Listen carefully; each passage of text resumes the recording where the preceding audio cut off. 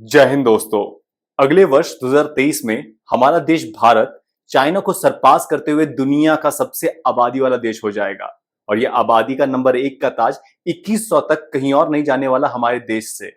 ना ना ना, ये हम में से कोई नहीं बोल रहा, बल्कि 11 जुलाई विश्व जनसंख्या दिवस पर संयुक्त राष्ट्र या फिर यूनाइटेड नेशंस की department of economic and social affairs ने वर्ल्ड पॉपुलेशन प्रोस्पेक्टस रिपोर्ट जारी करके ये दावा किया।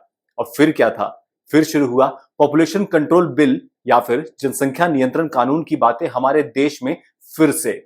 पर जहां प्रो सेंट्रल गवर्नमेंट इसे एक जरूरत बता रहे हैं, वहीं अपोजिशन और उनके सपोर्टर्स इसे एक तरीका बता रहे हैं सरकार का मुख्य मुद्दों से ध्यान हटाने का। भाई, वो यूनाइटेड नेशंस की रिपोर्ट है, सरकार की नहीं। तो जो सबसे बड़ा सवाल आता है हमारे सामने कि ये पॉपुलेशन कंट्रोल बिल है क्या, और जब हमारी टोटल फर्टिलिटी रेट 2 की है। सरल शब्दों में फर्टिलिटी रेट का मतलब होता है कि कोई भी महिला अपने पूरे जीवन में यानी लाइफ साइकिल में उनके कितने बच्चे होते हैं। तो क्या सच में हमारे देश में जरूरत है ऐसे किसी जनसंख्या नियंत्रण कानून की?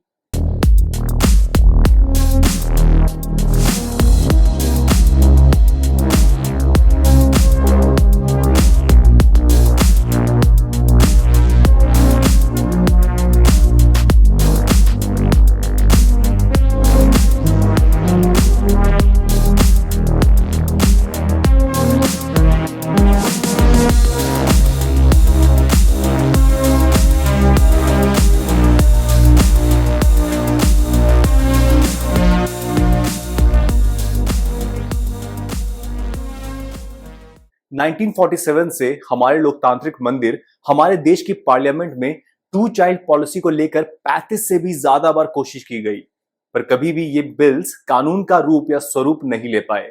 सबसे रीसेंट पॉपुलेशन कंट्रोल बिल 2019 में लाया गया था, पॉपुलेशन रेगुलेशन बिल के नाम से, राज्यसभा में बीजेपी एमपी राकेश सिन्हा के द्वारा। यह बिल प्रपोज करता था ढेरों फायदे, जैसे housing subsidies, income tax rebates, travel subsidies, health insurance और भी बहुत कुछ 2 बच्चों वाले परिवारों के लिए, और उन परिवारों में जिनमें पति पत्नी में से कोई एक स्टेरलाइजेशन या नसबंदी करवा चुका हो। इन सबके साथ साथ इस बिल में 2 चाइल्ड पॉलिसी को लागू करने के लिए पीनल प्रोविजंस का भी प्रावधान था जब इसका वायलेशन हो। लेकिन अप्रैल 2022 में इस प्राइवेट बिल को वापस ले लिया गया, जब सरकार के ही यूनियन हेल्थ मिनिस्टर मनसुख मांडेविया ने स्टॉन्चली विरोध किया कंपलसरी 2 चाइल्ड पॉलिसी का। हाउ आयरॉनिक, ये कहते हुए कि ऐसे फोर्सफुल लॉ या पॉलिसीज की जरूरत नहीं है, क्योंकि हमारे देश की जागरूकता और स्वास्थ्य अभियान काफी हद तक सफल है जनसंख्या नियंत्रण के लक्ष्य को पाने के लिए। और अपने बिल को वापस लेते हुए BJP member of parliament Rakesh Sinha ने बड़े भरोसे के साथ कुछ ये शब्द कहे कि हमारा जो प्रयास चल रहा है, उस प्रयास में लोकतांत्रिक तरीके से हम इमरजेंसी को दोहराना नहीं चाहते, 76 को दोहराना नहीं चाहते हैं। Now, Shri Rakesh Sinha ji, are you withdrawing the bill? सभापति महोदय, मैं अपने बिल को विड्रॉ करता हूं। पर वेट ए मिनट, जब 2019 में ये बिल प्रपोज किया गया था, तब भी तो सरकार आपकी ही थी। विद ड्यू रिस्पेक्ट सर, पर 2019 का मिस्टर सिन्हा का ये प्रपोज्ड बिल कोई पहला मौका नहीं था जब सरकार के ही किसी एमपी या मिनिस्टर ने कोशिश की हो।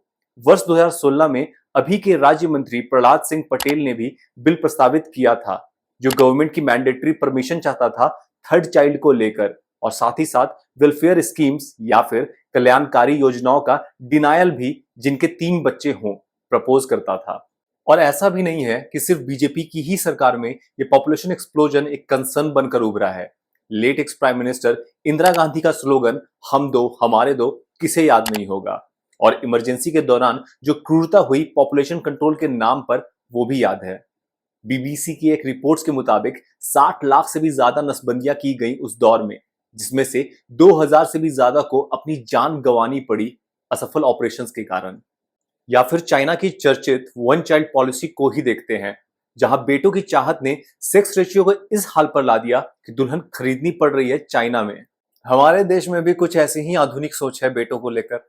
इसके साथ साथ चाइना की इकोनॉमी में वर्किंग एज के लोगों की कम होती संख्या और एडल्ट पॉपुलेशन पर केयर बर्डन का बढ़ता हुआ बोझ, मतलब कम युवा आबादी का ज्यादा से ज्यादा उम्र दराज लोगों का ख्याल रखना।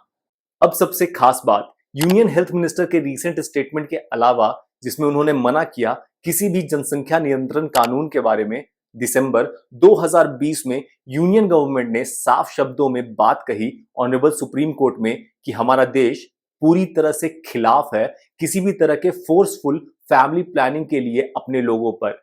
तो अब आता है सवाल, जब गवर्नमेंट खुद सबमिट कर चुकी है ऑनरेबल सुप्रीम कोर्ट में ये स्टेटमेंट और honourable union minister completely discredit कर चुके हैं इस पूरे आइडिया को, तो फिर 2016 और 2019 में बिल्स उनकी पार्टी के मेंबर्स और उनके एमपीज क्यों लेकर आए?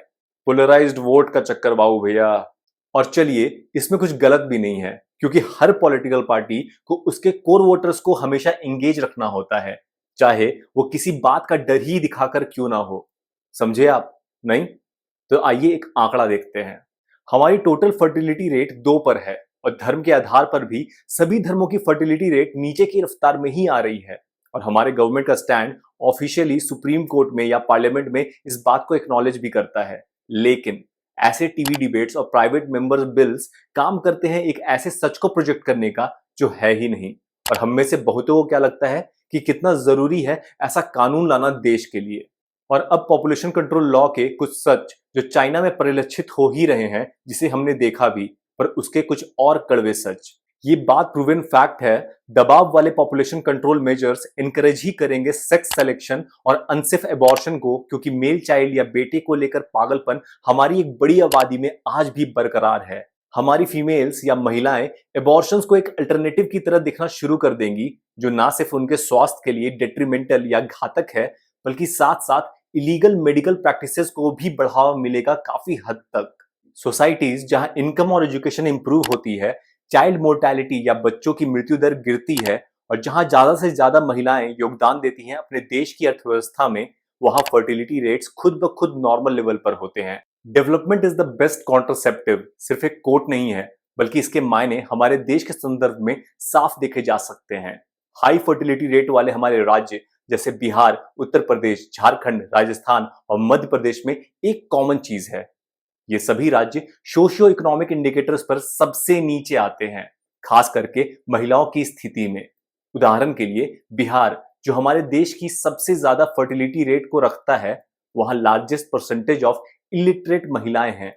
वहीं इसके उलट में लो फर्टिलिटी रेट वाले केरला में सेम लिटरेसी रेट 92.07% है, क्योंकि वहां एजुकेशन और हेल्थ केयर पर बात हुई 90 के दशक में, ना कि इस बारे में बात हुई कि कौन सी जात के हो।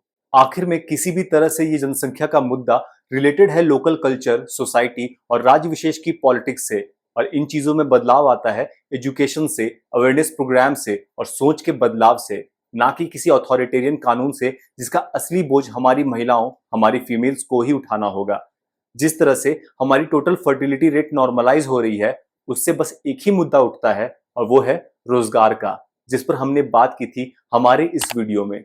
और कमेंट बॉक्स में जरूर बताएं कि आप क्या सोचते हैं इस पूरे मुद्दे पर, और मिलते हैं हमारे अगली वीडियो में, बातें करते हैं देश के एक और मुद्दे पर। जय हिंद।